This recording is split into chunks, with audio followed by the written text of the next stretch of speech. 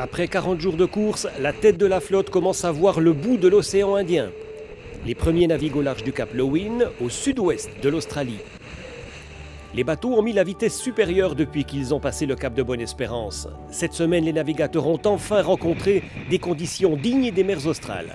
Une semaine de surf et de glissade sur la houle en compagnie des albatros. Un vrai moment de bonheur pour Michel Paré et Dominique Vavre. Albatros, belle vague, grande houle, beau soleil d'ailleurs par moment, temps avec renfort, grande vitesse. Effectivement, en fait, entre les ports proposés par l'organisateur, on plonge dans le sud et là on rencontre les océans qu'on aime bien, sauvages.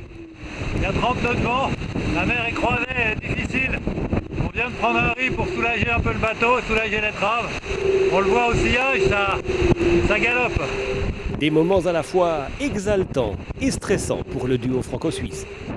Et c'est vrai qu'on se cramponne parce que le bateau est secoué dans tous les sens. Il y a un boucan d'enfer avec un safran qui hurle. Donc en fait on a envie de se boucher les oreilles et de mettre des boules mais on peut pas. Et puis donc on a un niveau de stress assez élevé. Mais de l'autre côté on a les yeux écarquillés parce que le spectacle est superbe. C'est le statu quo au classement. Dominique Vavre et Michel Paré sont toujours en 6e position et maintiennent une avance d'environ 100 km sur le bateau Neutrogena. Mais la fatigue commence à se faire sentir chez tous ces écumeurs d'océan. C'est vrai qu'on est sur la corde raide de la fatigue. C'est vrai que les conditions clémentes nous permettent de récupérer quand le vent n'est pas un peu trop fluctuant ou qu'il n'y a pas trop de houle. Donc voilà, on aspire un petit peu une mer Tasmanie un petit peu tranquille pour finir de récupérer parce qu'on sent bien qu'on tire sur la corde quand même générale de nos capacités physiques.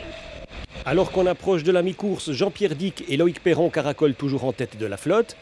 Quito de Pavant et Sébastien Odigan mènent la chasse derrière, mais l'équipage français va peut-être devoir s'arrêter en Nouvelle-Zélande pour réparer ses voiles.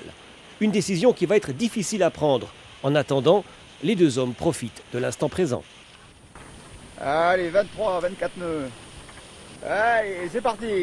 Oh, c'est chaud, c'est chaud, c'est chaud.